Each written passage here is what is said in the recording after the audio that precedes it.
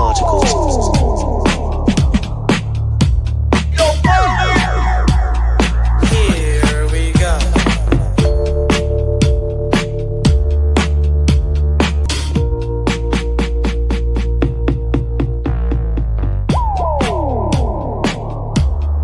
Here we go. Boom. All right. How's everybody doing? Hope everybody had a great weekend. Beautiful weekend up here in the Bay. And hopefully everybody's feeling good today. This is one of these shows where we just have like an abundance of topics, of subject matter. And we're going to parse through all of it piece by piece. Dami, until the job is done, damn it. We're not going anywhere until the job is done. Exactly. An abundance. That's perfectly said, Paulie. Hi, buddy. How you doing? How was your weekend? I'm doing good, Big D. Awesome. I'm doing real good. And it's great to see everybody lining up. I got Rags in Jersey, Miguel, Stenson, Sweet Mad Hatter up north, Patty in Napa. Patty and Mikey, apparently, Dom, with a pre-show message to the entire Bay Area. Mikey said he wants all of us to know the Brewers will whip some giant A tonight. Belt to ass, as the kids like to say. Belt to ass. B to A. Mikey, you're 100% probably right on that one. And I'm just grateful. We're not going to see the Miz, are we? I don't want any part of this freaking kid. Keep I know, Miz out of here. Dude, this guy Miz, you following this kid, Mizorowski? Oh yeah. My God. So apparently the last game he pitched, he threw 3 pitches over 104 miles an hour. And I think the total number of 100-mile-an-hour pitches in his last game pitch were north of 60. There's 66 pitches of 100 or more. I mean, it's you talk about a flamethrower. So anyway, no, Mikey, you're probably 100% right on that. Yeah, the Giants. Absolutely. Paulie, like Murph used to say, where's our Miz? I want our Miz. Where's our Miz? Don't get me going. I mean, it's like Robert Plant said. Does anybody remember laughter, for Christ's sake? Oh, dude, totally. I can barely remember it all. Where's our Miz? I could go across the diamond. Like, where's my Mookie Betts? You know what I mean? Can I get one of those? It's been tough sledding around here. Giants did win a series over the weekend. Dom and I talked before the show and mentioned that probably the last time, or maybe not probably, but possibly the last time you'll see Robbie Ray at home in a Giant uniform, who pitched 6 innings. Giants got to win that day on Saturday. Jeff Kent goes into the Hall of Fame. We're going to hit that today as well, with Andrew Jones and Beltran, of course, as well. But it was nice to see Kent. Nice to see him acknowledge the Giants. Dusty Baker was there. That was really cool. Big news with the 49ers and Kyle Shanahan. We're going to kind of walk through all of that today as well. We have a special report today coming up. Seth the Intern. Let me tell you something about Seth the Intern. This kid's star is rising, Dom.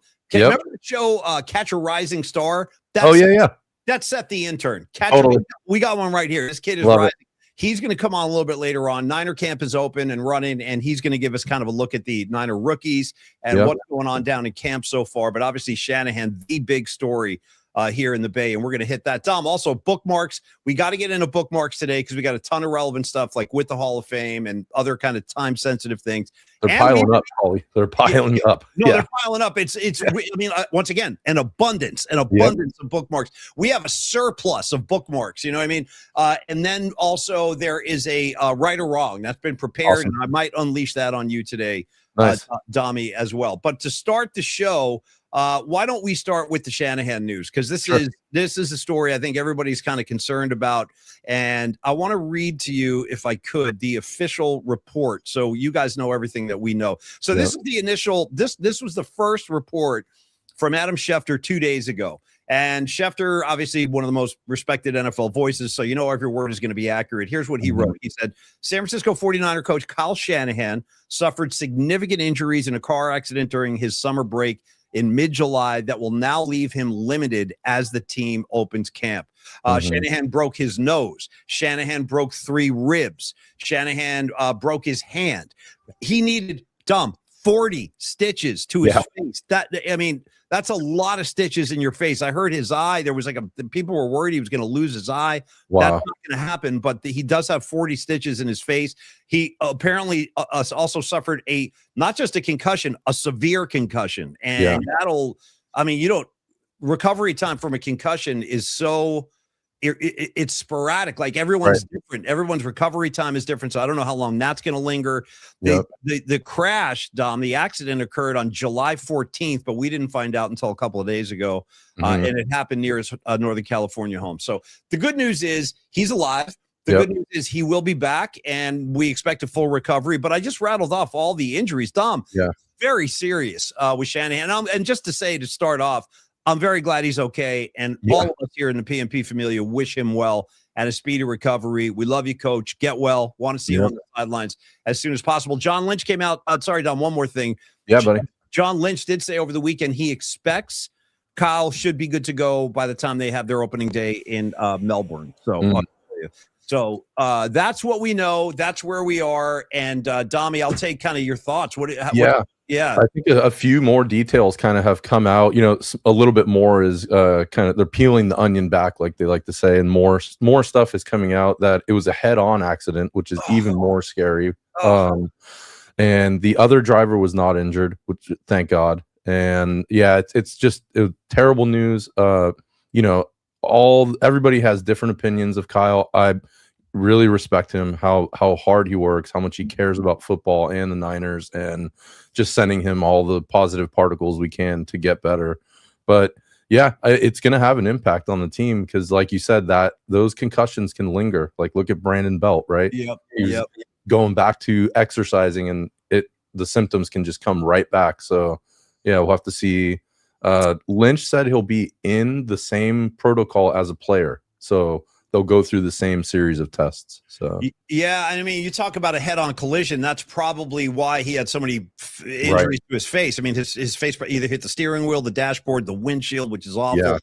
Something like that obviously collided with his face. So Coach, we just wish you well, man. Get well. Chris Forster, the O-line coach, is now taken over. He has been doing some press. You guys have probably seen some of his interviews. He's out there. And as I said, Dom, we have stuff in bookmarks about players talking about Kyle. So I got Purdy talking about Kyle. I think I got a Fred Warner clip in there. So we'll share all that stuff today. In fact, we should probably do that before the kid Seth, the intern, comes on. So, but anyway, again, just wanted to get some collective good vibes out there for Coach. And while I'm doing that, I want to start off as early as possible. I probably should have done this first, but you know me, I like to mix things up. I like to make things difficult. Dom, I want to say that the one and only Creative Tony has reached out. He is right now, as we speak, Creative Tony, my main man. He's in Cooperstown, New York, and he is coaching a Little League game right now. He actually had a request for all of us. So let me do this real quick. Let me formally announce the segment. Dom, stand by. I got to do my announcer voice, my megaphone. Hold on. It's time for Catching Up with Creative Tony. Did my own echo on that. Hope you guys like that. All So right, anyway, great. there you go. So dude, look at the freaking layout. You want to talk about America? Right. That's America. That's America right there. If I was running for any kind of office, congressman, anything like that, I would be like, vote for me because I'm into this. You know what I mean? Exactly. You probably would do the announcement from there, like right from home plate. Ladies and gentlemen, I'd like to announce my candidacy for U.S. Senate. My platform is blank you, and this is what I believe in. So if you like what you see, a vote for Paulie Mack is a vote for a better America. Thank you very much. Thank you. All right, you got my vote, Paulie. That's awesome. Thanks, man. So anyway, look at this. So this is Creative Tony's world right now in Cooperstown. He's got the whole squad with him there. And Dommy, these kids are freaking ballers, dude. So he told us that his team out of freaking San Carlos, California, they are ranked 25th out of the 104 teams that are at Cooperstown right now. That's awesome. That's really impressive. And just to kind of saying a word of praise for Creative Tony, because he's so modest, he's so humble, he downplays everything. That I think Tony was a really good player, and he's probably a really good coach too. He's probably got these kids, feeling good and playing well. I think his son Dom hit a home run yesterday. Nice. So he has asked me to thank you, sweet Mad Hatter. Paulie back at 2028. There you go. Our running mate, Tom, you up for it? You want to take a We're in. Let's go. Vote Mac Peralta 28, man. Write it in. It can't be any worse. Heck I wanted to say Tony asked us for a collective group kind of energy / particle transferal from us to Cooperstown. So here we've never done this before. It's like a live seance we're going to do real quick. So I'm going to count backwards from 3. We're going to take a quick pause, and we're going to send all of our love and energy to Cooperstown. Here it comes, folks. 3, 2, 1. Beam out the particles to Creative Tony. Send them out. Hell yeah. Hell yeah. There we Hold go. on, Dom, I'm still beaming. I'm not done. Hold on.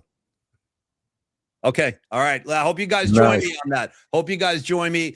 Go Creative Tony. Go Rags. What else you got, Dom? Pictorially speaking. Yeah, so he also they have their own wall of fame and alumni for players who have gone through there, played in the Cooperstown Dream Park game. So some notable guys, right? Like DeGrom, Odell Beckham Jr. played, Garrett Cole. Nice. So really awesome. Mike Trout, who was just in town, which we'll probably talk a little bit more about later, and your guy, Paulie, Carlos Rodon. I said, listen, you know me, I'm not one to pick on kids. I mean, that's for sure. I love kids. Yeah. You know, I used to, you know what, you want to hear something, Tommy? True story. Consecutive summers when I was in college, I would come home from school, spend the summer vacation at my parents' house. You know what my summer job was 2 years in a row? I was a camp counselor at the freaking YMCA, and I was a baseball coach. I was teaching little kids. They were probably 5, 6 years old, really little kids. Yeah, about the basics of the game. And so, yeah, I've worked with the kids too. But I'm telling you, that Rodon shot.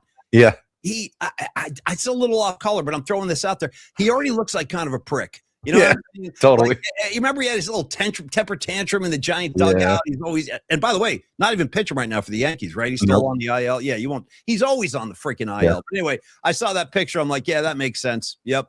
It does check that box. It does make total sense. I heard things about him when he was in town too that were not so glowing. Yeah. We got a little video from Tony that I want to share because it kind of captures exactly where he's at. So let's stand by and take a look at this guy. Here's a portion of Cooperstown. Incredible setting, you guys. Just incredible. There are 22 diamonds. Wow. Right here. And this is the family pavilion right here. Alright, and then if you keep walking, that's one of the many snack shacks hooking up the kiddos.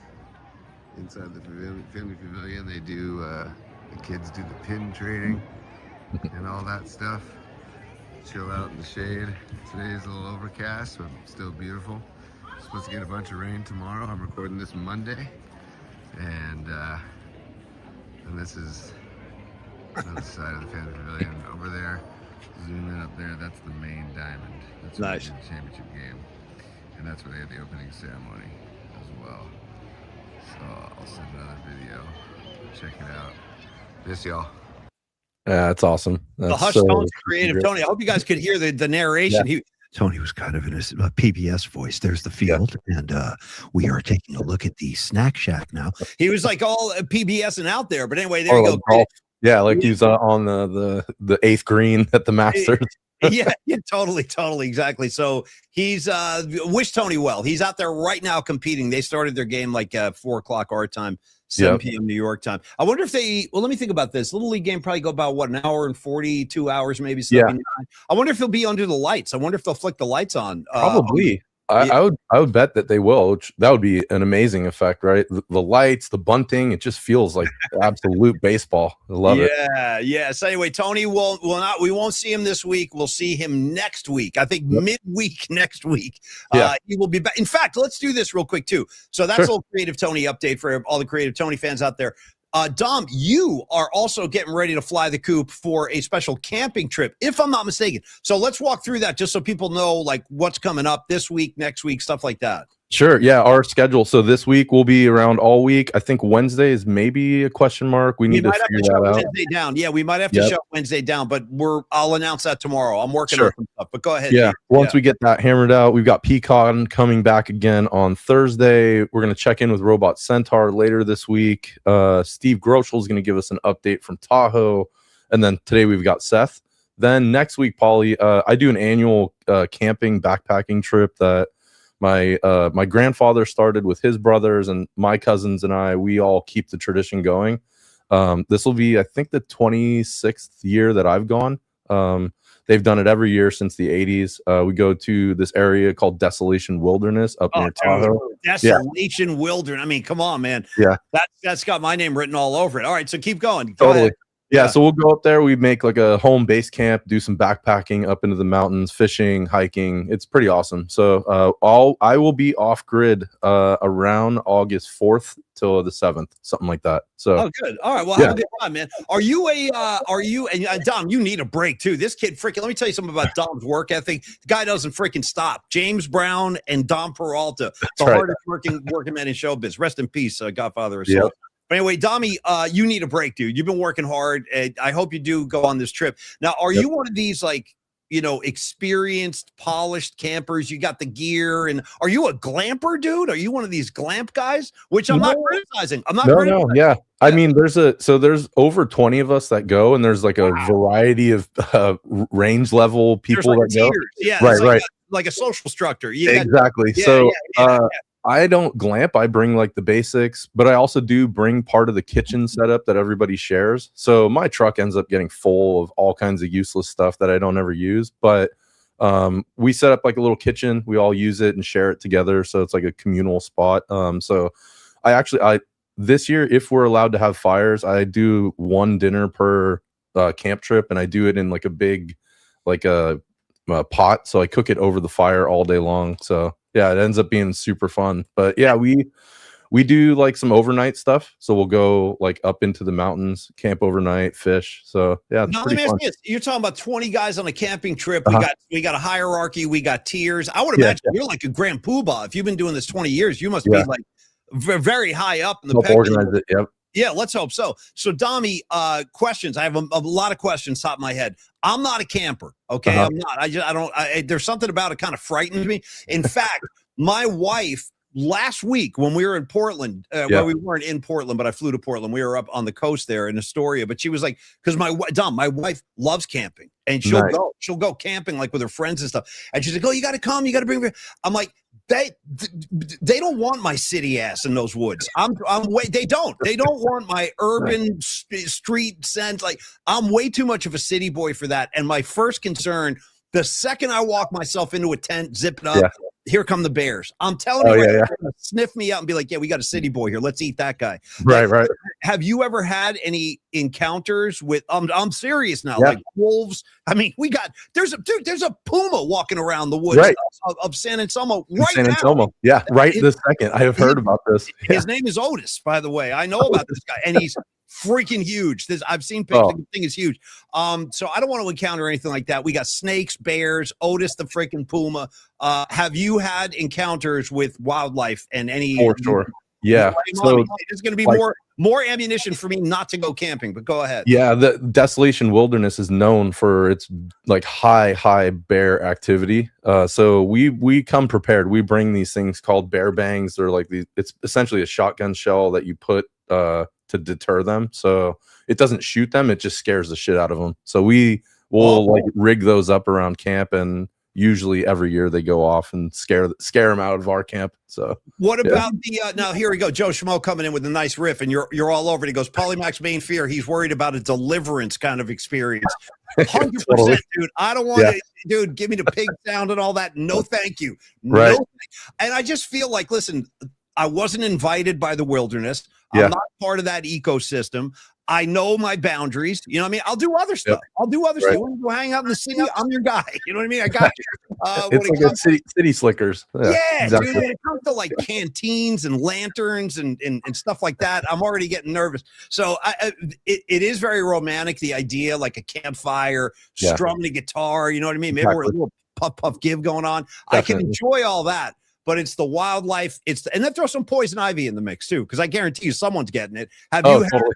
Yeah. How often does that happen where someone gets like injured, you're bitten, poison ivy? There's something goes down. Like every year it's different, like mosquitoes this year or whatever. So but I mean, we're all there. We all work together and help each other. We tend to like end up doing like a project. We'll build something. So it's a bunch of dudes. Once we get bored, you never know like what kind of random game we end up coming up with. So yeah, it's super fun. All right, so here we go. Escobar Cheeks the third goes, totally, Cheeks, totally. He goes, listen, folks, once I hear dueling banjos, I'm out. Totally. Ding, ding, ding, ding, ding. Later, guys, gotta go. Ding, ding, ding, ding, ding. Get in the car. We're leaving right for out of here. Yeah. No, they're out there somewhere, Dom. They're out there somewhere. And, I don't know if I'm cut out for that. In fact, the last time I went camping, dude, if you could call it that, I was with Creative Tony. Nice. And we went up for this Grateful Dead kind of festival. It was up in Calaveras County, Angels Camp. Oh, cool.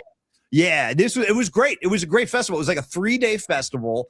And, the Dead played, and I think Tedeschi and Trucks were there. It was like a 3-day thing of just great music one day after another. And Creative Tony was like, dude, we got to camp. And I'm like, first off, I own no camping gear. He goes, don't worry, I got you. I got a spare tent and all that. So we get there. Now, to be fair, I did get the tickets. Okay. I got the tickets through my friend BC. So we were set up. We had a beautiful location. We had like this little grassy hill, which I could drive right onto. But that's like hippie Grateful Dead camping, like on a grass hill. Like it wasn't like I was in the woods with the bears and all that. So, and Tony also dumb. He had to set up my tent. Couldn't do it. I couldn't do it. I was like, I put a post in. I'm like, I can't do this. Like, I got you. Step aside. So he set up the tent, and it was fun once I got in there. But I've always been a little gun shy about the deliverance, the bears, Otis, the puma, all that stuff. There's a lot going on. Yeah, exactly. Well, you got to just choose things that you like. So I hear you. But that counted as a camping trip that you went on. So that worked. Yeah, box checked, done. It was fun, and I'll never forget this. I'll give you one memory I have of that. So one morning, like the first night we got there, I think it was like a Thursday, Friday, Saturday. So we get there Thursday night. We go see the music. We come back to our camp. The fun part was it was a Dead show, so people were partying all night, all over the place. It was crazy. And then the next morning, when I open up my tent, the little flaps, and I stick my head out, there's a lady. I'm not kidding. There's a lady who wasn't there when I went to bed in a hammock. Probably within 5 feet of where I was sleeping, who was not there when I went to bed. And I was like, oh, how are you? And I still remember her name was Joyce. And all weekend we were having a good time. And every time we would see her, we would sing that song, Joy and Pain, Sunshine and Rain. But we were doing Joyce and Pain. So every time great. Joyce and Pain. So camping at Dead shows, yes. Camping with the bears, maybe not for me. But you have a good time, Dom. Enjoy it. I know people love it. I do. Yeah, should be super fun. And just getting off the grid, no phone, no cell phone, none of that. Like so it'll be a great reset. So have a good time, Dommy. Have a good time. You definitely deserve it. And before we move into the kid portion of the show, Seth the intern, I wanted to ask if you saw any of the Jeff Kent Hall of Fame induction, because it was pretty cool. Yeah, I did. It was really awesome. It was great to see him go in as a Giant. I think the 6th Giant since they moved to San Francisco to get inducted in the Hall of Fame and go in as a Giant. So, and his speech was awesome. He did a great job. He acknowledged everything. There was like emotional, funny parts. It had like every single thing you could want. He shouted out Dusty and Barry. So it was really awesome. Yeah, you forget or try not to forget how massive this guy was. A second baseman winning MVP with massive pop, massive RBI numbers. I mean, the Giants, we said this earlier. Where's my Jeff Kent of today? Yeah. Anybody got a spare Jeff Kent lying around? I'll take him right now. And I know that there were times when, they look at this guy's handle. My life sucks miserably. Hey, sucks. Great. Welcome aboard, brother. Join the club, man. The freaking line forms to the left. There's a lot of complaints out here, but anyway, he says Jeff Kent was so emotional. I like that though. I like to see the emotion. I like to see guys that are that passionate and in love with the game that it moves them like to tears and moves them emotionally. Also, shout out to Andrew Jones and Beltron, but this is one of our guys here. And like you said, it was nice to see Dusty there. I saw Kirk Reeder. Was sitting right next to Dusty too. It was really cool. And Jeff Kent shared a lot of nice words about Dusty Baker. And I always had this. I honestly never knew Dusty that well. I've only talked to him a couple of times, but I was always a huge fan of his because of his just overall demeanor, the way he was just, and he still is a very cool guy. And the way he managed the club, Jeff Kent talked about that. He was very encouraging. He didn't jump on you when you made mistakes. He was more of like an encouraging voice. And there are different skippers have different styles. There are hard asses. There are pushovers. There are guys like Vitello, who I don't even really know what his persona is yet. I think he's trying to figure that out too. But it was a nice moment. I thought he looked pretty good. Like he looks pretty good right there for a guy who's probably, Let me think about that. What do you think he's got to be in his 60s, probably close to 70. It looks pretty good. Yeah. Yeah, I would say like mid 60s, probably like 63, 64, something like that, roughly. Yeah. And do you did when he was here and when there were a couple of instances where Giant fans got really pissed off at him? I mean, for me, that's all forgotten now. Now it's just about one big embrace. Like, I got no problem with Jeff Kent. Yeah, we had some bumps in the road, but by and large, I mean, he gave the Giants some of his best years, hence him going in as a Giant, you know? Absolutely. Yeah. And I mean, honestly, Paulie, like him leaving to go to Houston in 2003, that kind of changed the course of the team too, because he was such a huge part of the team. Yep. They lost the World Series. It was like that transition from losing the World Series to 2003 just like ripped the Band-Aid off. It was so terrible. But losing Jeff Kent isn't talked about enough in that whole period because he was such a massive part of the team. And, it's actually a really good point. His exit was kind of the beginning of the end of that era. Bonds carried on and all that, but the Giants went into a black hole for a few years. And I mean, you had the whole, it wasn't, and even Bochy's first year, man.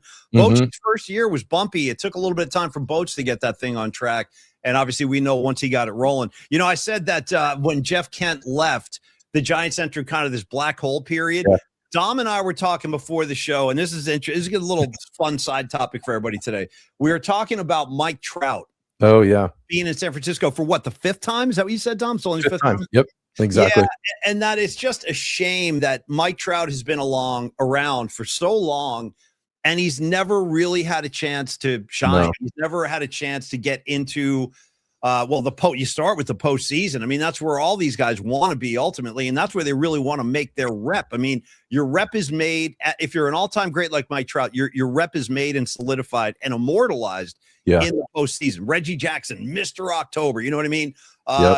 Big Poppy with the Red Sox in the early 2000s, like all those clutch hits and home runs. Like he really built his rep in the postseason, and it's really sad that we've never gotten that from Trout. Not his fault, but we've never been able to see him on that stage. Exactly. And it's funny that this came up earlier today, listening to Tom Tolbert's show. I actually posed the question to him, do you think he'll want to end up and finish his career as an Angel? And Tom said he does. He loves it in LA. And I just, as a baseball fan, I'm very bummed about that because I'd love to see him on a whole different team, like finally, playing in October or November, going for an actual World Series title. Because I don't know, Paulie, I think we talked about this earlier today. Has there ever been a bigger star in a sport that has had less impact than Mike Trout has, like historically? Well, impact in what regard? Like you were saying, so he has done very little in the postseason at all. He hasn't really made. His story feels like so incomplete.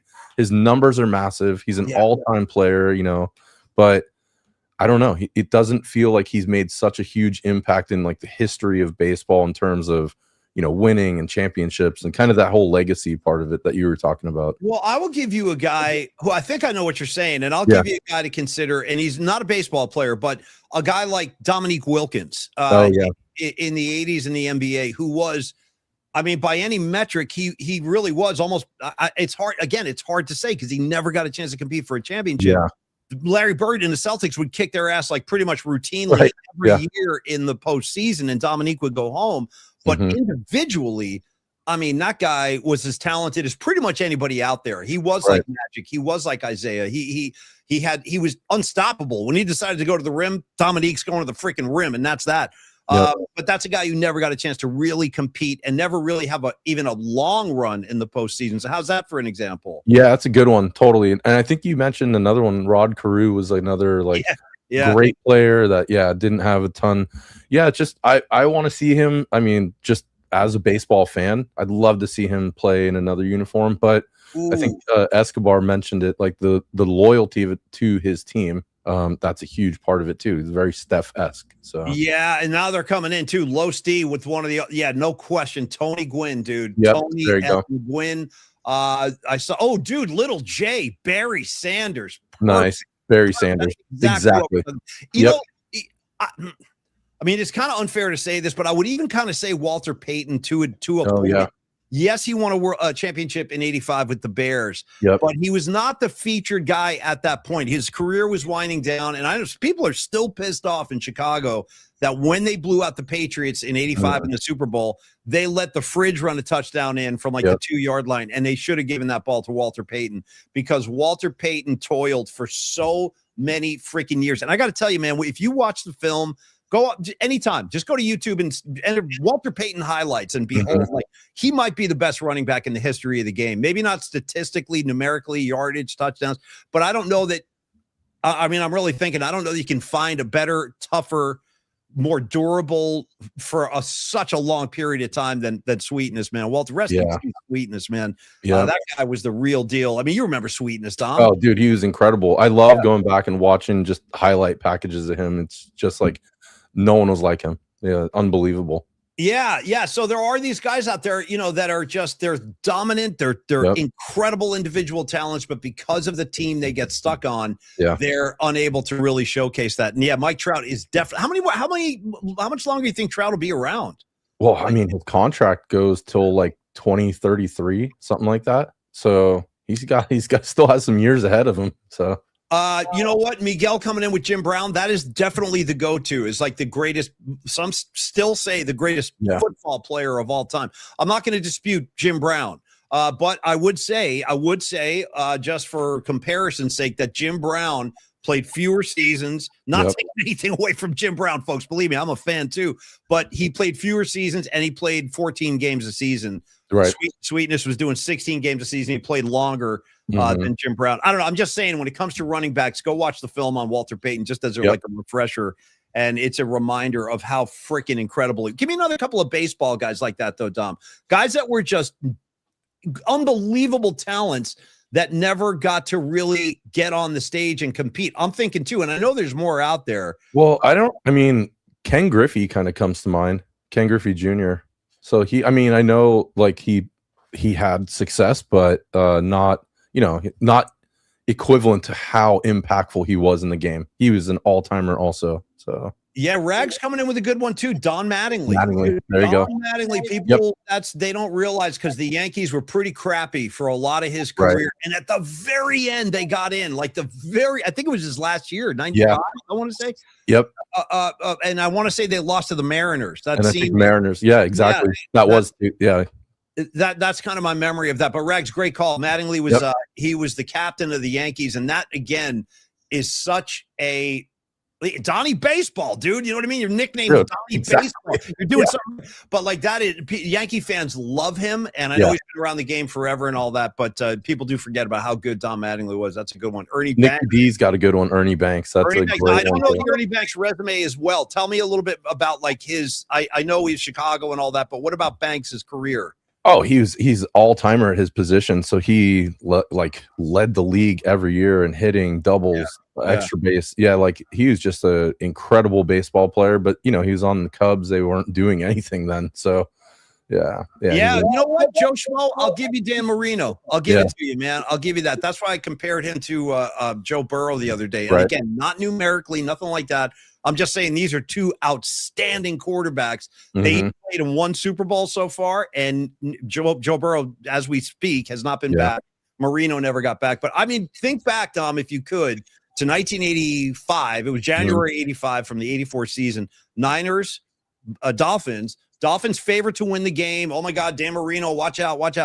Niners kicked their ass. Niners, blew them off the field. And I thought, and I was a kid. I was in high school, and I'm like, he'll be back, though. Marino's going to play 2, 3, 4, 5 more Super Bowl. Never got back. Nope. So you can't assume that with anybody. And I'm just looking at the board to see any Cleveland player ever. Right. Good one. Yeah. Anyway, that was a good topic, Tommy. Yeah, guys. Totally. And so to kind of wrap on the Giants stuff. So they won 2 of 3. They got Milwaukee coming to town. Milwaukee is they're 66 and 39. So they're like the exact inverse of the Giants, pretty much. So inverse. Totally. They're like the bizarro Giants. Exactly. Yeah. So it should be good. It was good to see Wisenhunt come up too and pitch yesterday. I think he had 7 Ks. He's got a hell of a changeup. So I just want to see him If Ray gets traded, hopefully he'll take his spot in the rotation, and then he just continue down that lane with him, because I want to see him pitch more. Yeah, me too. And Mikey up in Napa, pretty much guaranteeing a Brewers series win. And you're probably right, Mikey. We got Molly on the hill tonight. By the way, should have done this for a song parody for Molly. Molly wants a cracker from Nirvana. Oh, nice. Molly wants a cracker. Yeah, we'll see him out there tonight pitching. Also, some promotion real quick. Want to remind everybody, we need help on a giant ticket winner. I'm going to let you do this, Tom. Talk about the situation we're in, and we need help here. Sure. So Friday we did the raffle, and the way we get all the names for the raffle is whoever's commented on the show and is also a subscriber. So Mike, his handle is just Mike V. Yeah. And Mike. So, Mike commented.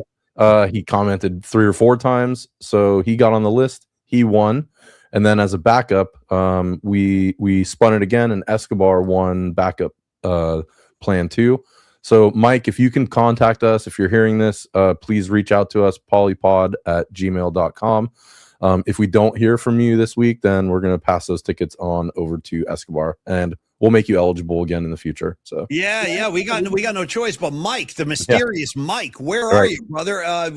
Don't not claim the tickets. I want to meet this Mike. You know what I mean? I want to meet this guy. Do we know Mike? Do we know who this is, Tom? I don't think so. No, but he comments pretty often on the YouTube page. So, and this is a perfect time just to shout out the 814 tickets. So scan the QR code in the bottom right. Come join us. I think we've sold about 30 tickets. Noah from the Giants is excited about the group we're putting together. Russ might come by and come say hi to you, Paulie. So yeah, it should be a fun day. And then we're going to give another set away this Friday. So yeah. By the way, I don't want to say it. I don't want the whole community to turn on me as some kind of a heathen or something like that. So Dom, I'm going to ask you to read the one word response Rags posted. Just read that one word. Hunt. That's all. Yeah, nice. That's all. You guys know the rest. Thank you, Rex. Thank you. Okay, so folks, yes, please do get your tickets. Zap that QR code. We definitely want to see you on 814. Rex, make it laugh. Jesus, man. All right, we want to see you on 814. Come on out. Here's what I want to do, Dom. I want to do a super. I saw Cheeks throw a super up there. Yep. And then I want to do a Peralta art spot, and then we're going to meet Seth the intern with his Niner rookie report. But a little business time, if we could, Big D. Sounds good. It's business.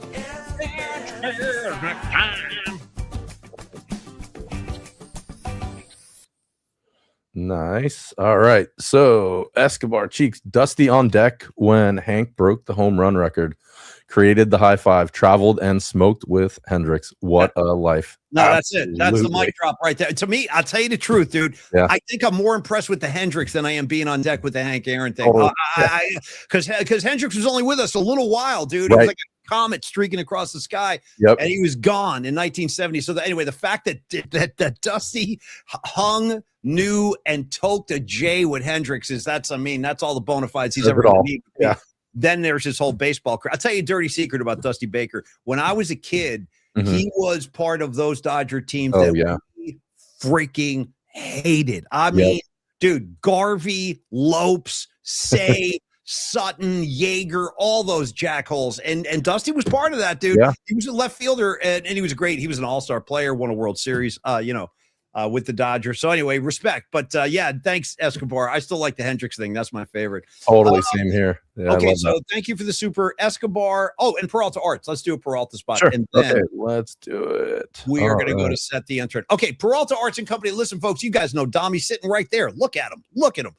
Peralta Arts and Company. This, my friends, is where graphic design, illustration, music, and pop culture all come and collide into one big, beautiful, artistic stew. I am very humbled and grateful to Dom has been doing some artwork for the Paulie Mac and Friends band. We have a show this Friday, folks. Please do come on out if you can. We have a lot of gigs lined up. We have gigs one a month for the rest of this year. So there's a lot more shows coming up, but we are playing this Friday.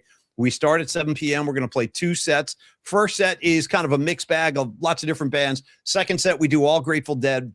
And this is Dom's new Dom. I'm telling you right now, I'm not just saying this. This is my favorite. This is my favorite poster you've done so far. I freaking love this with the brick, man. Yeah, they keep evolving. So I've kind of got like this theme, the skull cowboy that we did to tribute Bobby in one of your earlier shows. And I've continued his theme to just keep going in these posters. So this time I made him bringing roses to Jerry Day because it's Jerry Day this weekend. So, and then the brick is like literally just from the background in the Brisbane Inn. So this one was fun. It was pretty straightforward and simple, but I like those because they work. So, well, thank you, Dom, very much. And also to encourage people to come out, we're going to have a great time. Dude, Los D's flying in, bro. Yeah. Los D will be at the gig, which I'm very happy about. And just know, like, if you've never been to the Brisbane Inn, it's a really cool spot. It's like you're hanging out in your living room. Yeah. And they kind of let us have our way with the place. Like people, I mean, I'm just saying, it turns into a huge party. Yeah. Every time we play there, by the second set, things get so loose. People are walking. I mean, it's just it's a lot of fun. Dom, you've seen it. Yeah. It's a lot of fun down there. Sidewalk sessions going on left and right, and then right back in. It has everything. It has all the feelings. Yeah, all the accoutrements of a good rock and roll show. So anyway, Dom, thank you very much. The poster is freaking killer. And Peralta Arts, obviously, your story, whatever that might be, or your project, or your marketing campaign, advertising, special event you might need Dom's talents for. Peralta Arts and Company can bring them to life, kids with Bay Area soul, Bay Area heart. And you can contact Dom and Peralta Arts anytime at Dominic@stellar.design. Dominic@stellar.design. And Dom, again, thank you so much for the great work you've done, not only for the band I'm in, but all the great stuff you've done for the show. By the way, I assume folks know this, but just throw this out there.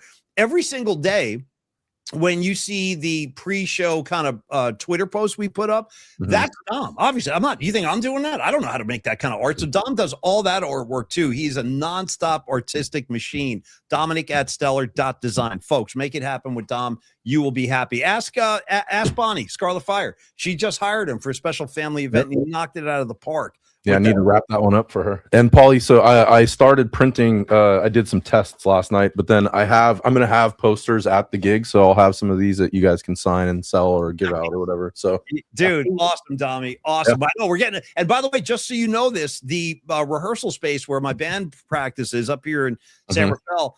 It's in our drummer Bob's studio. He has like this rehearsal space, and he puts all those posters up in our rehearsal room. Yeah, it's pretty cool. So there's a lot of good Dom presence up there in the rehearsal. I love it. That's how I work too. My room, if we pan the camera around in my room, it's all posters everywhere. So I love being in amongst the art. You know, music and art are so connected. So I live inside of it.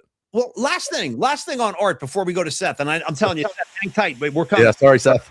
I've been looking at this for like 2 years now, and I've never asked you. So behind you, where you are right now, I see it's a framed poster, and I haven't been able to figure out, is that the freaking Death Star back there? Oh, no, this is just it's a photograph of the moon. Yeah. Okay. Just the moon. Yeah. I've been wondering about that for so long. At one point, I thought it was a movie poster for Alien. Nice. I love it. Yeah. Death Star. I've been wondering for a long time. So my Star Wars stuff is over on the other shelf. So I could feel it. I knew there was some nearby. I could tell. All right, Dommy, great stuff here. Let's bring back Seth, the intern. He is all right, buddy. Great work for our show. He does all our social media now. Thank God. Look at this kid. Oh, there you go.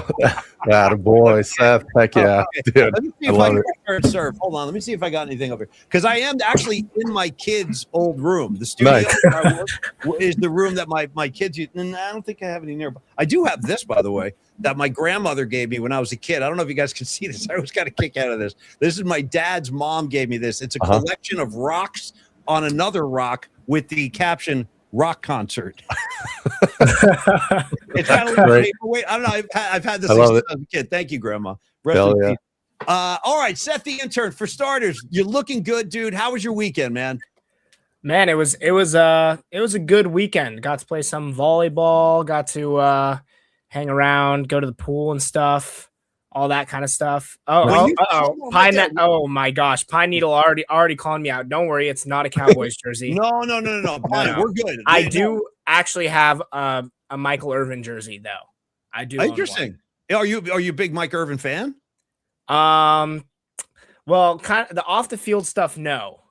but but Yeah. he is fun to watch from time to time. Whenever I watch those old Niner Cowboys games Yep. from like the NFC championships, he's always a good conversation to have. Where does I'll he tell you rank what. among the all-time greats? I will say this, Michael Irvin, love him or hate him. I mean, the guy was a hell of a player. And if you ever go back and watch the documentary that's on Netflix, I think it came out last year about that glorious period for the Cowboys in the 90s. Michael Irvin, it's like Irvin, Aikman, Jerry Jones, and Emmitt Smith are the primary guys they talk to. Have you seen that, Seth, the documentary on the Cowboys on Netflix? On Netflix. You should watch it. Find it. It's really, really good. And there's a lot of Niner stuff in there. There's a lot of Niner footage in there, too. I watched an ESPN one about a while ago. It wasn't the same one, but it is the same kind of vibe about those like the 80s, 90s 49ers Cowboys rivalry type of thing. Yeah. It's hard to even explain it to someone like Seth because he's just too young to have lived through that. But that was without a doubt the most intense period of rivalry I think I've ever felt as a Niner fan. Yes, the Seahawks have become a big thing. And yes, we've had some monster moments with that, especially during the Harbaugh years, playing them for an NFC, in the title game. But the Niner Cowboy thing was essentially the Super Bowl, 92, 93, 94, would have been 95 again if freaking Adam Walker could have held on to the rock. That one alone. But the Niners, I expected San Francisco to play Dallas in the title game in 95 too. Same. That was like the moment that the Green Bay Packers kind of arrived with Brett Favre.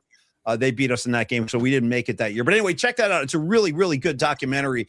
And Seth, so whose jersey are you wearing? Let's tell the familia because they're all concerned. Everybody has comments out there. Yeah. So I'm actually wearing another one of my favorite childhood QB's jersey. This was the first guy that, I saw him in a whole bunch of Sports Illustrated kids magazines growing up. He was the first kind of guy that I tuned into that wasn't on the Niners, but he was local for me. In college. So he was somebody that I could kind of, watch in college as a little like 6-year-old. And that is Andrew Luck for the Colts. And so that was kind of the first hometown college guy that I got to see come up. Yeah, that's awesome, man. I like that you're wearing a Luck jersey. We all loved Andrew Luck. I expected him to be kind of a dominant QB in the NFL for a long time, but he had to leave obviously with concern for his health. And that's why when we talk about Shanahan at the beginning, it's like, dude, take your time, get well. You can't mess around with head injuries. You really cannot play games with that. You got to make sure you're well before you proceed. So, Seth, we have you here today because and by the way, hi, Red Jet Shell. Nice to see you. She said, sorry, I haven't been around much. She goes, I've had a lot of union disputes. You got Escobar the Cheeks right there. If you need to pay somebody a visit, you guys talk offline. Anyway, I want to ask Seth. Now, we got you here today to talk about the Niner rookies in camp. So what are the big stories so far, or who can you tell us is jumping off down there so far? Actually, a lot of good with a little bad. And we'll start off with the bad. Today at camp, Romello Height was carted off. They told us that it was a calf cramp. Not sure why you would need to be carted off for a calf cramp. Maybe they're just being super precautious. Maybe it was a really bad calf cramp. Maybe, when everything is reported, it might be something else. That was just kind of weird to me. It stood out among everything else other than, Kyle Shanahan making appearance both days, which was obviously amazing to see that he's there. But yeah, the carted off thing, it was just kind of weird. I don't understand why he would be carted off for a calf cramp when, we see that all the time and they kind of stay on the field and, linger around and then go back in eventually. But yeah, I wanted to know your guys' opinion on that. Why cart off a guy with a calf cramp? Well, they might just be telling us that. I mean, a lot of times they try to mask the messaging early so they don't want people to get, run away with, oh my God, this guy's seriously injured. So they kind of slow play it like that. They're calling it a cramp. And hopefully it is. Hopefully it is just a cramp. But we'll watch it. We'll keep an eye on that as this week kind of unfolds. I want to ask you about Romello Height. What do you know about him so far? Nick Bosa said some pretty complimentary things, defensive end rookie.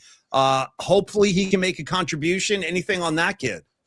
I've seen a lot of bad media about him from the first day of camp. Just like within the last day. Media? What's that? I mean, just saying that he's slow and uncoordinated and that he didn't look the best, but I mean, the guy is huge. He's gonna look like that. And remember, he's probably one of the first kind of project guys for Raheem Morris, and that's okay. Raheem Morris kind of runs a different type of defense than Saleh, and then we're used to. It's not very. It's actually completely different from Saleh. It's going to be like a 5-man front. It's going to be, that type of thing. So he just needs to be able to contain and, get to the quarterback when he can. And that's okay. He's going to be a big body that's going to stop a lot of the runs and then have pass rush upside. Yeah. So, yeah, go ahead. I don't really understand why people are talking down on him so much. Yeah. I think he looked good. On the play that he did get a cramp, Kalen Black ran for an 80-yard touchdown. So, I mean, maybe it was just kind of an embarrassment moment. I hope not. That would be pretty bad. Yeah. By the way, go ahead. Go ahead, Seth. Yeah, it's just, I just don't understand it. But continue.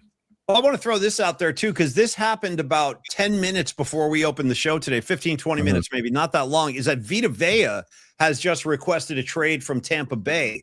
And I've been it's hard not to be a fan of that guy, man. He is a freaking disruptor. And when his game is on, he's one of the most disruptive defensive tackles out there, man. He can pass rush. He can stop the run. I love his big freaking frame that he brings into the mix. He's a big human being. No idea what his preference is or if the Niners would even entertain a call on him. But I'm just throwing that out there. That's in the mix that Vita Vea now has requested a trade. And that's interesting to me. It has to be financial because I think the Bucs are going to have a pretty good year. They have been pretty competitive over the past few years. They're generally a playoff team. They generally go home in the first round with Baker Mayfield. But I've heard that there's some pretty high expectations for Tampa Bay this year, which I find interesting. That Vita Vea might jump ship right as they're about to get a little better. But anyway, keep an eye on that. And then also, now this is not a rookie, but I want to ask about Connor Colby a little bit. This is a guy who was a rookie last year. Sounds like he is leading the pack to become the starting left guard when the season starts officially. Have you heard any buzz on him, on Connor Colby? Because what I'm hearing is a lot of positive stuff. Yes, I think I heard something about him looking good, but there was a backup guard. I think it was backup left guard that just looked horrible. So I think he is far and away the better left guard. But I think it was like the backup left guard when Mac Jones was at quarterback and the second team was just getting torn up. And that's not something that you want to hear with the Niners injury history and how deep they have to go in their bag, which is rough. But I mean, second day of camp, I just saw a comment that says, don't read too much into it. Don't read too much into it. Especially if guys are doing bad, it's knocking off the rust. This guy's in his second year, like you said. So, he could be doing really well because, he's just fresh. And I can't remember who it was that didn't do very well, but it wasn't one of the rookies. Do you, are there any other of the rookies that you have intel on you want to share? Because if you do, go for it. But I have questions. I want to ask Seth a couple questions about a couple of the veteran guys on the other side. But if you have more rookie stuff, bring it, Seth. What else you got? Oh, yeah. So okay. Stribling looks amazing. Dejon Stribling looks absolutely fantastic. They're saying that he is so far, he's the front runner for wide receiver 3. He's looking quicker than he did. Today, they said he looked a lot quicker off the jump than he did in his first day. Right. And he looks really good out of his break, and he's really fast and he's huge. I mean, he's 6'2" and runs a 4.36. Yep. He's a big body. He's strong. He's fast. He's young. I really think the Niners need this right now. They need an influx of young talent, but guys that can play right now, guys that can actually help this team right now, not 2 years, 3 years later. They need guys like Stribling who can get some snaps and actually start helping this team. Because and this is my biggest concern, Seth, I've told this to Dom and Tony, I've been saying this to anybody who will listen. My biggest concern is that a lot of their key guys and their best players are not only are they old, but a lot of them are coming off significant injuries, be it a Greenlaw, be it a Bosa, be it a Fred Warner. I mean, these are things we're going to really, George Kittle, throw him on the pile too. Like, so if those guys are compromised or they do miss games this year because of it, you're going to need kids like this. Yeah. The same can be said about Kalen Black. He's getting more touches than Jordan James. And I think it's just he's just explosive, really fast. One of the two biggest things about him in his combine negatives were that he was not a good pass catcher and that he was not very imaginative between the tackles. One of those things has already been like debunked so far in training camp, and that is he has been a very good pass catcher so far. Nice. And then the other thing is that, I mean, in a Shanahan offense, the running back does not need to be very imaginative. Right. They're going to put him in motion. They're going to imagine for him. I mean, all he needs to do is hit the hole, the gap. We've seen this. Any running back works in this offense, except for last year. That was in my opinion, that's an anomaly year. By the way, rocking new era, dude. He's like messing my head up because I hadn't thought about this, you guys. He goes, "Hey, boys, the substation has taken so many player injuries, and now it's injuring the coaches too." So I like that. We're going to blame the substation for the Shanahan car crash. You know what? Why not? Why not? Rocking new era. I'm with you on that. Blame the friggin' substation blues, man. I'm going to have to write that song, Dom. I'm going to have to write Substation Blues song this season. Okay, more rookie intel from Seth the intern, and you're doing great, Seth. Thank you for this. Yeah, thank you, Seth. This is awesome. Give me a couple of more, and then we'll let you go. My last few things here. One is just like I was talking about earlier with the Raheem Morris rookie draft here as the first few guys that we see under his defensive coordination. Haven't heard much about Jaden Duggar. Haven't heard much about Grayson Helton. Haven't heard much about Ephesius Prysock. So that's not really alarming, but you want to hear more about your 6'5" outside linebacker because they're comparing him to a Fred Warner type build, and they're hoping that he can learn under Warner, which would be perfect. Just because of, again, all the injury talk. But with the older core that you have right now with Trent and Mike Evans and Christian Kirk and all these other older guys, you have a pretty young defense really under, Eli Apple, but we'll see if he even makes the team. But if you see all that and then you see the really, really young team, turn your ears away, Pine Needle, because I know you're not going to like this one. I really think that this 1 year is going to be a transitional year, which does not mean that the window is closed, and it does not mean that they will not make the playoffs and make a big run in the playoffs. But I do think that they will have to either the second year guys will have to make a big leap or the third year guys will have to make a big leap. Pearsall will need to be very prevalent this year. But I do think that this is kind of a torch passing moment from Mike Evans to the new young receiver core and Pearsall and Stribling. I think, Fred Warner, it has a lot of career left, but he needs to train this defense. Hyena Lenore is going to have to train these new corners and these new defensive backs. And it's going to be kind of a weird year where we're waiting for somebody to step it up. But I think, I was a little hard on him last time I was here, but I do think that they could probably snag realistically 10 wins. Yeah, that sounds about right to me too. I think, and there are even, I've heard other people kind of forecast like a 9-8 season for this team, stuff like that. 10 wins. I think 10 wins would be solid. Yeah, I see Pine Needle responding right now. He says, Pine Needle goes, "Listen, I love you, Seth. And I appreciate your opinions, but they are, well, dude, that's it. We all are just kind of throwing our opinions on the table and kicking it around. But Seth, good stuff, man. Last question, I got one last question for Seth, and then Dom, I want to do some bookmarks with you, and then we can wrap. Okay. But Seth, one of the guys I love most, and I'm so glad he's back, is Dre Greenlaw. I freaking love the guy. He's one of these dudes. He's a lot like Fred Warner, a monster on the field. You talk to them off the field, they could not be better, nicer human beings. I can't stress that enough. They're both like that. Greenlaw is just, I mean, he's a pleasure to be around. Really, really cool guy.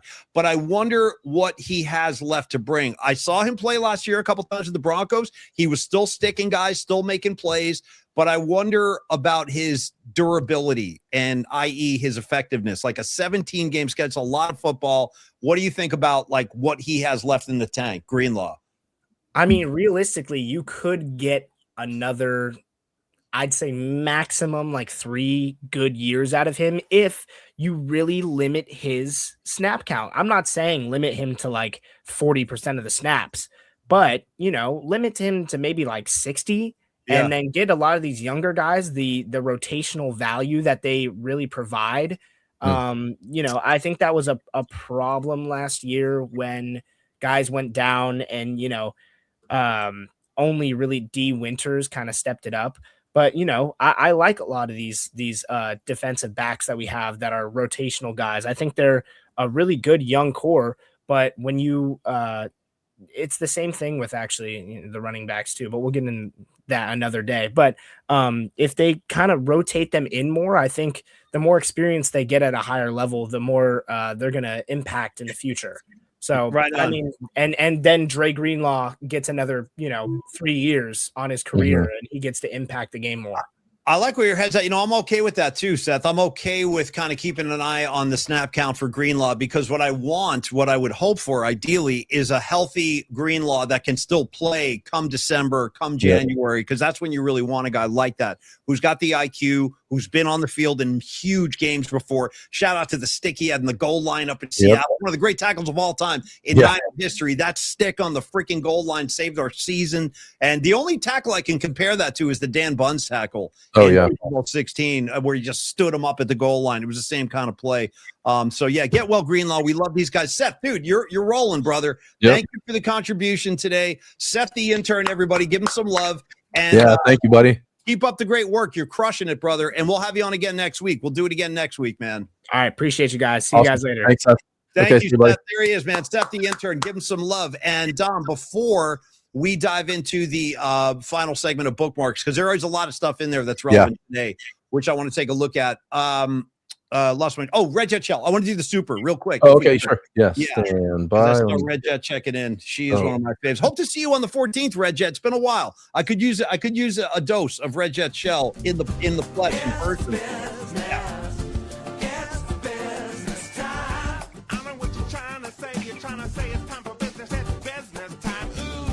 By the way, look at Patty with the kind words. There you go. Seth is doing an amazing job. He really is. Hey, by the way. Hardly. No, I like it. Go ahead. Yes. Tony has it set up on auto repeat stuff.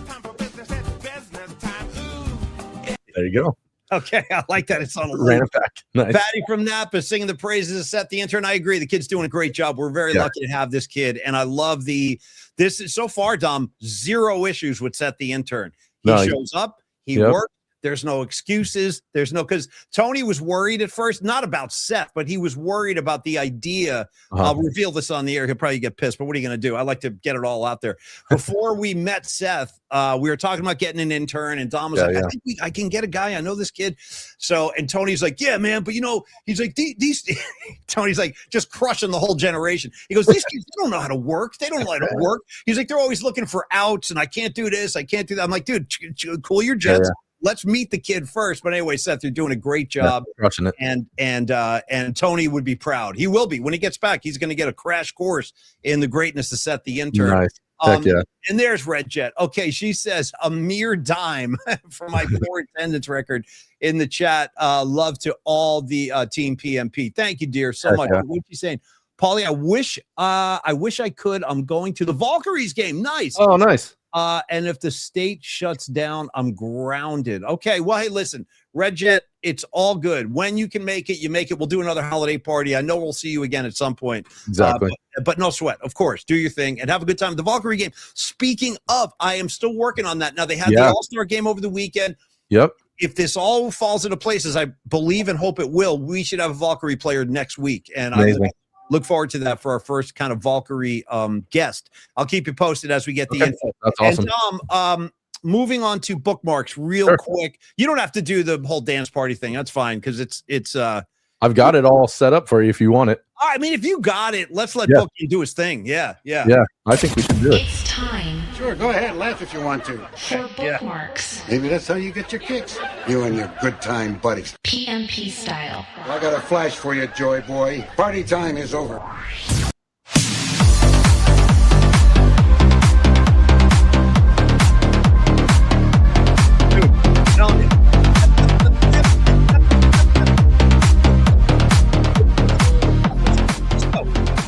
So good.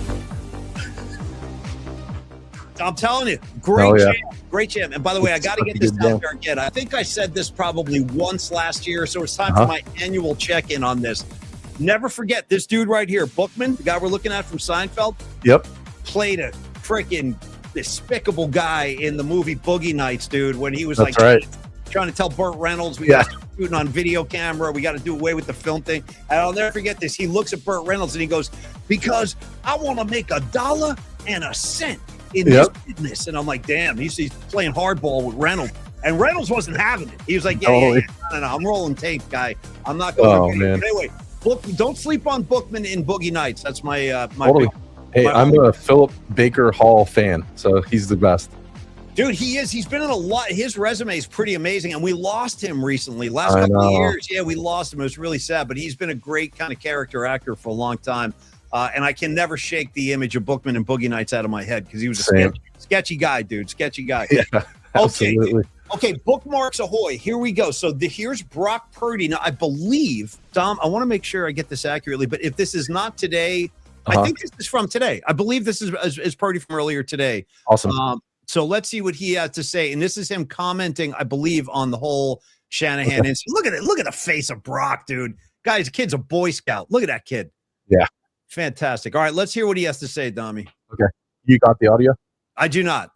Oh, shoot. Okay. Stand by. No sweat. Take two. Shoot. Let me remove it and get it back in here. Good, man. Sometimes Twitter does not like to cooperate with my audio here. Are you hearing it now? No. Shoot. No. Let me try one other way. Hold on. Stop. Stand by, folks. You know how. Sorry, guys.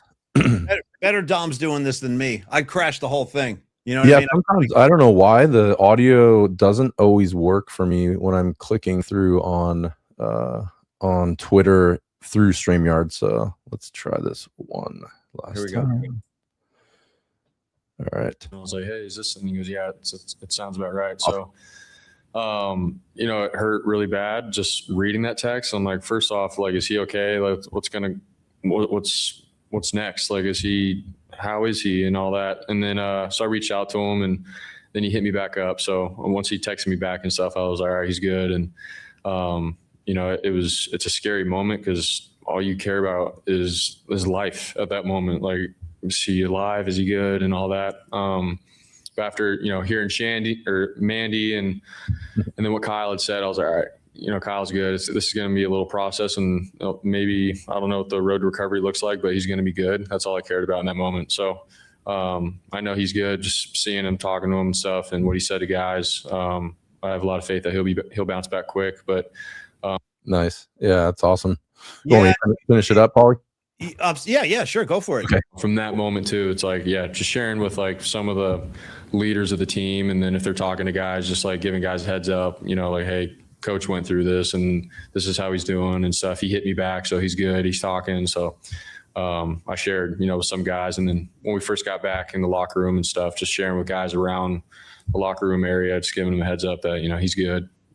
Nice. Thank you. Good. That was good. It's good to hear from Brock. It's good to hear him talking about his QB. And I got to say, dude, Jake with the Home Daddies making me laugh. He just threw this up there. He goes, Brock does it for JC. 100%. Dude, 100%, dude. You know what? He's all about JC. He could easily have the fish on his back of his car. One of those Jesus fish magnets. I could see him with one of those. And you're right. He definitely does it for JC. No. Totally like Putty from Seinfeld. And thank you, Lily. Yes, I definitely want a Brock. I want a Brock. Yep. All right, here's Chris Sims. Let's remember, and for the record, Dom, I want to state this for the record. I got no problem with this dude right here. It's his old man I got a problem with. You know what I mean? Right. It's Phil. It's that dude. But this kid I'm fine with. I think a lot of people already know this. He's very close with Shanahan from college.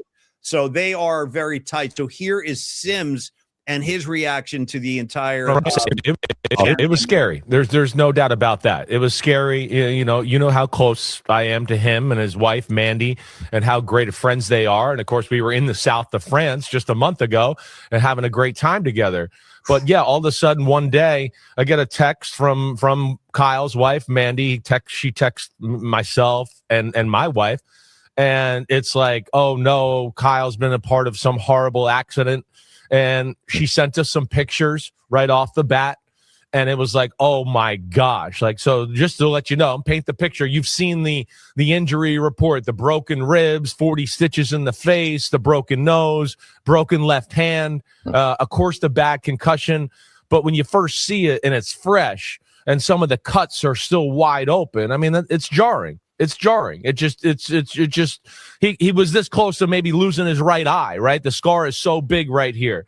And so all that stuff was just crazy to see. And of course, I'm, thinking of my friend, but yeah, it's tough. And he's still battling with this concussion. And yeah, it happened about 10 days ago now, I'd say 11, maybe somewhere like that. And 13. 13 now. Holy crap. 14. And yeah, Happened on the 14th and it was disclosed on the 25th. He's healing. His face looks a whole lot better.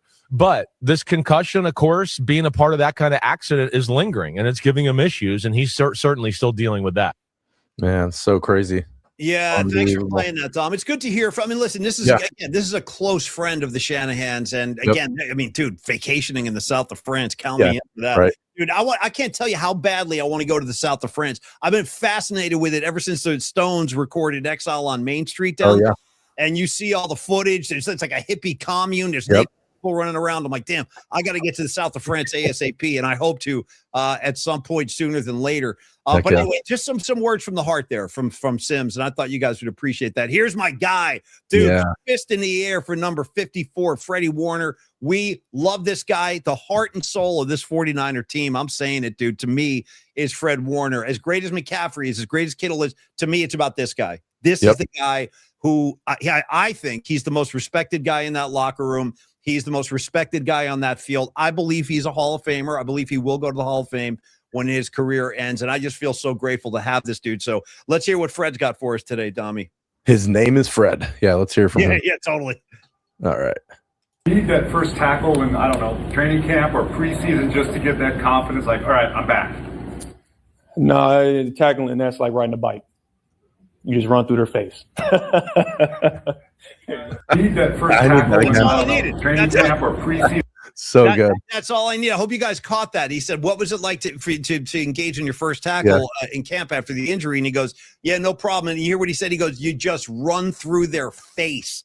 Dude, that's what I'm saying. And he just walks off. Mic drop. You're so running through their face. Hey, Fred, you keep running through guys' faces. I can't freaking wait. All right, we can wrap with this, Tom. There she is again. I saw her over the weekend, and I'm like, my girl is back. So this is the tap dancer who Tony turned us on to. Yep.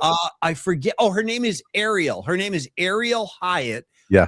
I don't know what country she's from. I don't know where she is located, but I saw her popping up again this weekend. And I'm like, dude, we got to get this back on. So here she is. Here's Ariel Hyatt, the tap dancing heavy metal fan. And she is jamming Dom to a song that can't be easy to tap dance to. Let's listen to her do Metallica, Master of Puppets. Let's rock. Okay.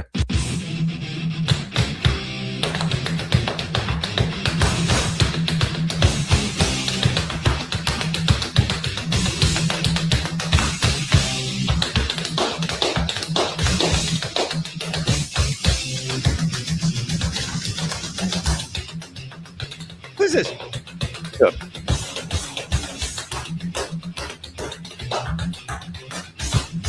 Look at it.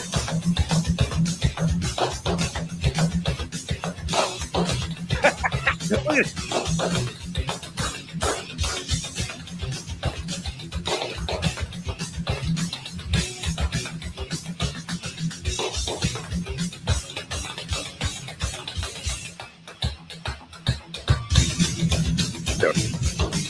Unbelievable. That's cool, Dummy. Yeah, thank you, man. I can't get enough of this girl. I think That she's is great.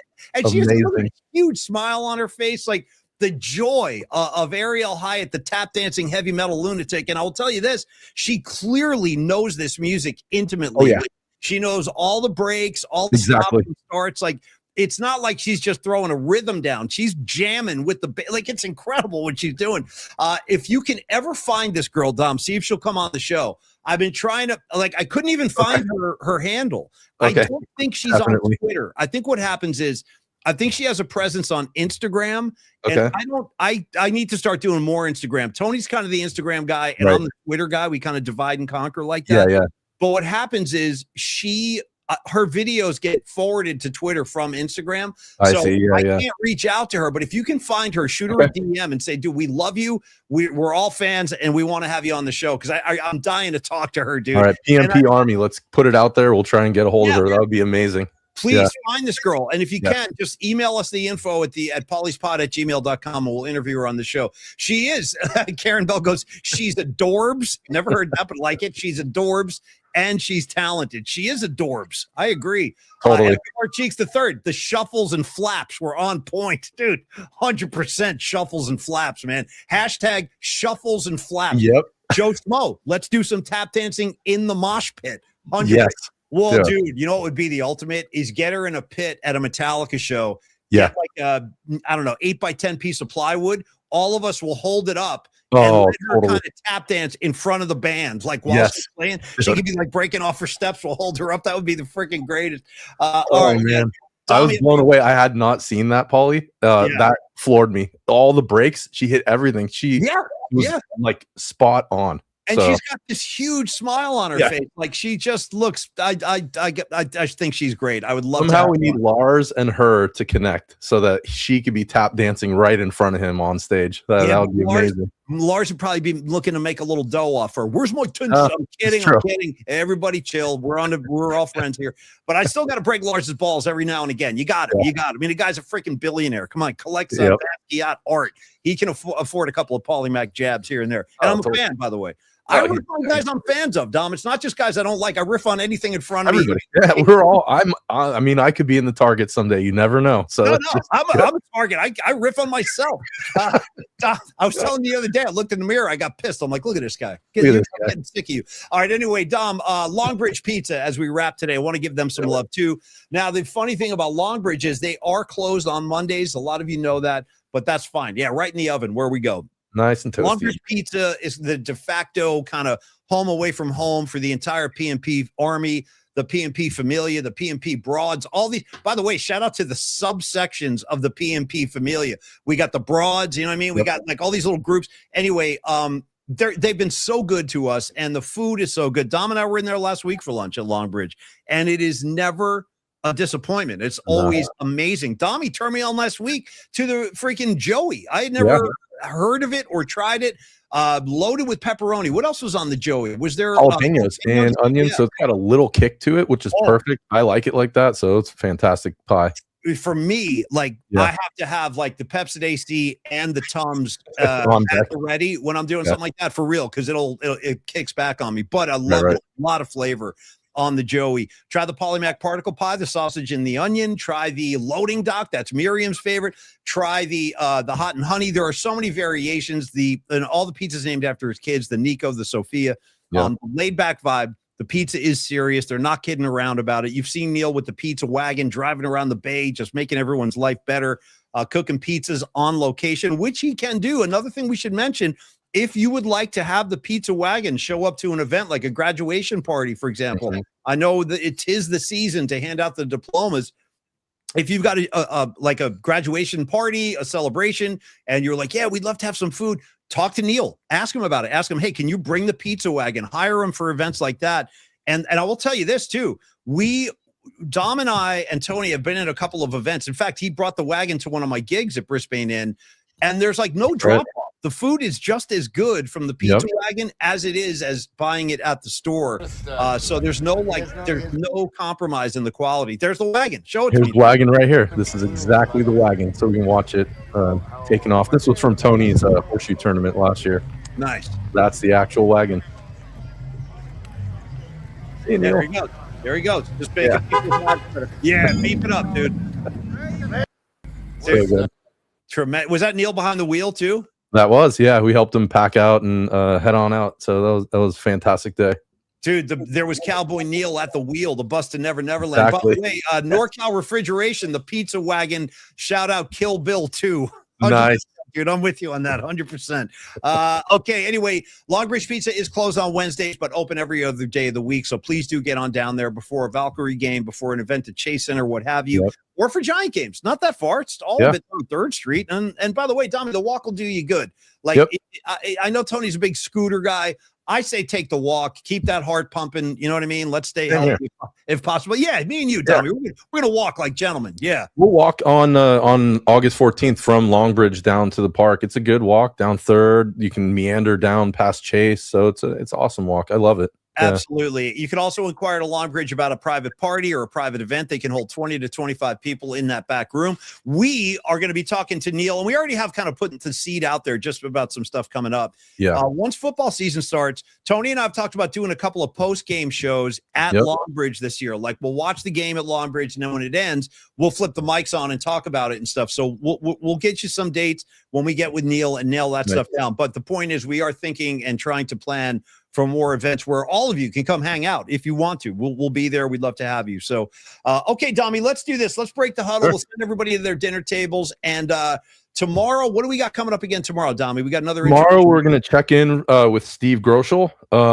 We also have a hit this week coming from Bonnie. So she's got being that Jerry Day is coming up this weekend. So we're going to check in with Bonnie. She's got a surprise for you, Paulie. I can't wait.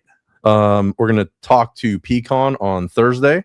Most likely Wednesday, we're going to not have that show, but we'll stay tuned tomorrow. We'll give an update on that. Right. And then Friday, we're going to check in with Robot Centaur and get a sports desk update from him.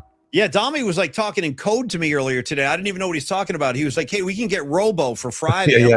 What do you, who, like the drummer from Black Flag? Is that who you're talking about? Because that guy's name was Robo, by the way. Played in the Midwest too. Famous punk rock guy.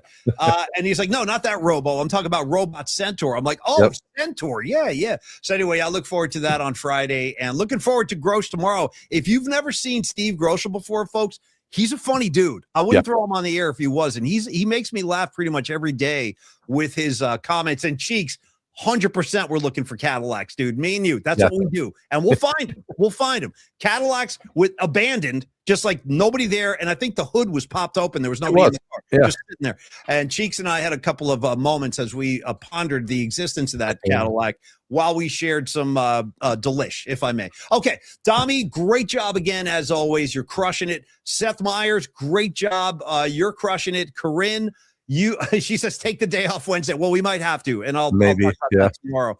Patty from Napa, Joe Schmo, Rags in Jersey, Cheeks, you know what I mean? Nutter, Stenson, all of you guys, thank you. NorCal HVAC, we love you. Have a great night, everybody, and I believe that's it. So, Dommy, just take us home, man. Yeah, buddy. I guess last two things. So we'll touch base with Tony again tomorrow. He should give us an update, and then I know you had a right or wrong prepared. Let's do that tomorrow. And it was some good stuff. So we'll my right or wrong sitting right here. And Dommy, look at this. It's a 2-pager. Okay, nice. 2-pager. Yeah, we're gonna get into some serious topics tomorrow. We'll do a right or wrong for sure. Yeah. Okay. That sounds good. So yeah, I think that's everything, buddy. Stand by. We will get this all prepared. So it's business. It's business time. I know what you're trying to say. Hit me with it, Dommy. I like the acapella version. Yeah.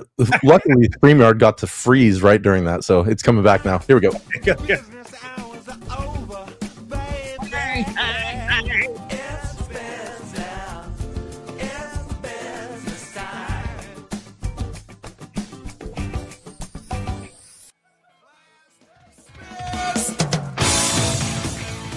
Awesome, Dommy. Thanks again, brother. You're doing a great job in Tony's absence. Thank you for everything you're doing. Karen Bell, Rockin' New Era, NorCal, Joe Schmo, P1 Chuck, Karen Bell. Love you guys. Love all you guys. Have a wonderful night. Go Giants. Mikey, enjoy your Brewers. I hope we can at least get on the board. You know what I mean? Keep things interesting. And we will see you guys tomorrow at high noon. Miriam, have a good night, dear. And have a good night, everybody. Yeah, and we'll see you tomorrow. Cheers. Peace, everybody.